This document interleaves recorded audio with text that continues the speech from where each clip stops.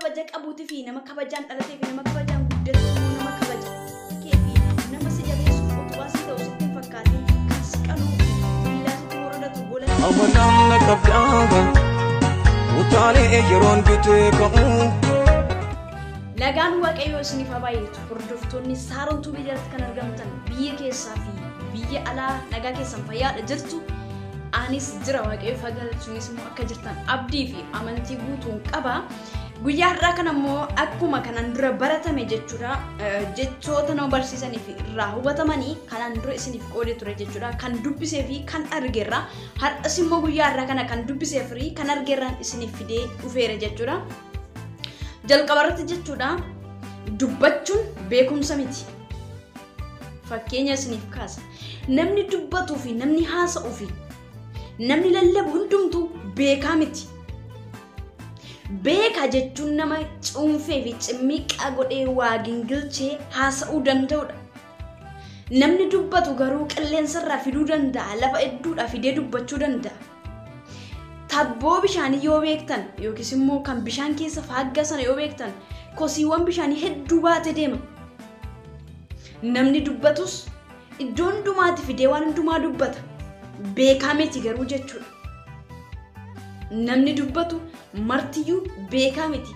Sooshaal miidiyaa kanarratti gaafa arginuu fi lafatti gaafa arginu namoota dudubbatanii fi namoota haasa'an yeroo nuti sagalee fi levelii itti laannee ol kaasne beekaadha goota keenya gootittii keenya jennutu jira.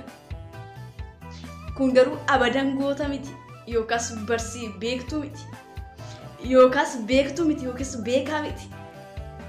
Beekaa waa xiinxalee kan gingilchee lafa kaa'u kan borii fagootti ijji isaa fageessee kan argu.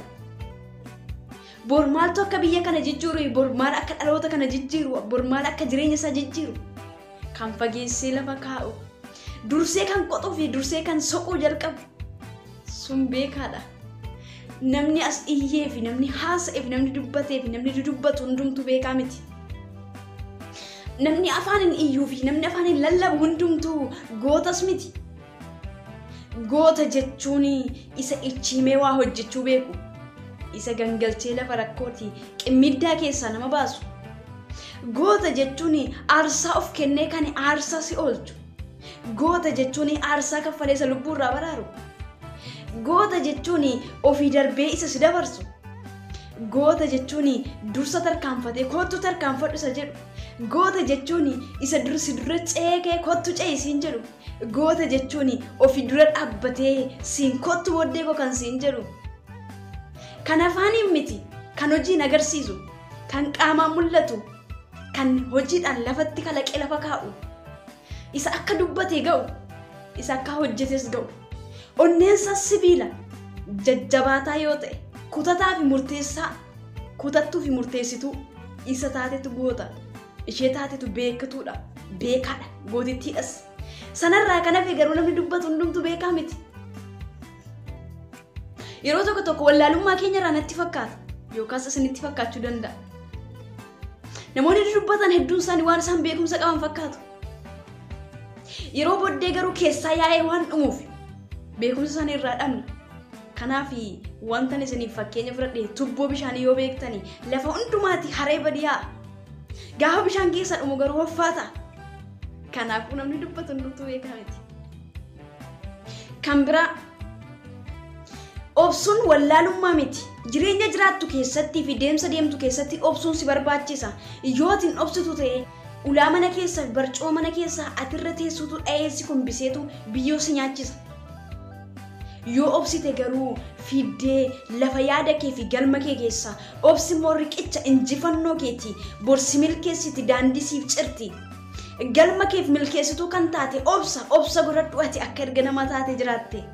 Kaayyoo fi karoora qabda yoo ta'e dirqama obsuun si barbaachisa. Hin obsitu yoo ta'e garuu waan fagoo mititi bishaan gabatee irraatu fuudhee biyyoo si nyaachisa. Obsuun immoo wallaalummaa miti gootummaadha. Gootummaa caalu obsuudha. Yoo obsite wanta hin goone tokko hin jiru. Ni turra malee ni urra jette mixiin. Kana jechuun obsinee nan keessan darbinaa jechuudha. Sinii galee? Kanaafiyyuu obsuun wallaalummaa miti gootummaadha. jagnummaadha, jabina dandeettiidha, beekumsa, obsuun wallaalummaa miti. Yeroo tokko akkas jedhu namoonni nama kabajuun akka waan sodaa fi akka waan haamilii nama sanaa gadii ta'eetti fudhatu. Ani Saaroon nama naan gadii yoon kabajee fi nama naan ol yoon kabaje sodaa miti. Mallattoon kee inni eenyummaa keetii, mallattoo dandeettii fi jabina kee kan ta'e nama kabajuu keetii, nama kabaja qabuutii fi nama kabajaan dhalatee fi nama kabajaan guddatutu immoo nama kabaja.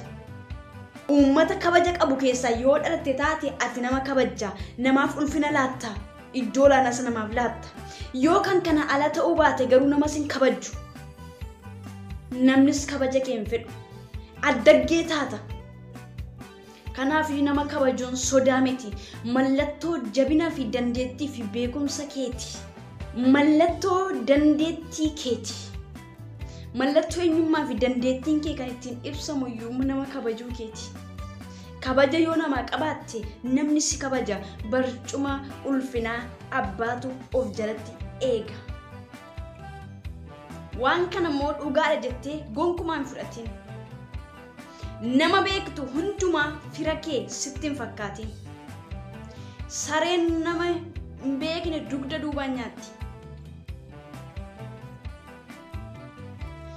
Nama beektu hundumaa fira kee sitti hin fakkaatin gonkumaa abadan. Sababiin isaayyuu sareen fillafiitee osoo hin taane duubaan si nyaatti. Fuuldura kee yoo sitti dhufte hirri kutta waan ta'eef saree ta'uu ishee hin beekta hirri kutta. Garuu dugda kee duuba karaatiin argineen si nyaatti. Namni ati beektu hundumtuu fira kee miti kan si nyaatu kan billaa sitti baatee deemu kumaatama hedduudha. Ilkaansa garuu bashaashaa godhee adiidha qulqulluu bakkeettu addeessa. Gaafa asii ol deebi'ee fi gaafa nama biraa wajjin haasa'ee garuu kan si ciratee foon kee qaraxxafee distitti naqatu kumaatama hedduudha. Kanaaf nama beektu hundumaa fira kee sitti hin fakkaatin. Dhiiga kee fi nama siif bo'uuf nama siif oo'u. Nama waan gaarii si gorsuuf nama daandii sitti agarsiisu. Gonkumaa sitti hin fakkaatin. Bishaan argitee carriidha jettee dirgimgoota hin dhugiin keessa laali summi kumaatama hedduutu jira. Namni baay'eetti sitti nama baay'ee beektee fira kee fi nama si jabeessuuf utubaa sii ta'u sitti hin fakkaatin kan si qaluu fi billaa sitti morodatu gola keessa meeqatu jira.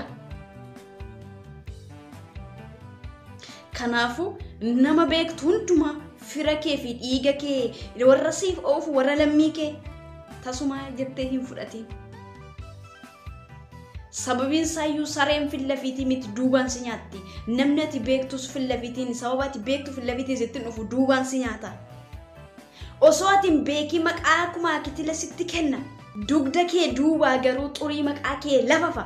Bor garuu seenaa isaa fidee walitti cafallaqee siinuu haamilee buusa. Ati of ta'ii of ta'ummaa keetiin jiraadhu. Nama beektu hundumaa garuu fira koo jettee gonkumaa hin fudhatin.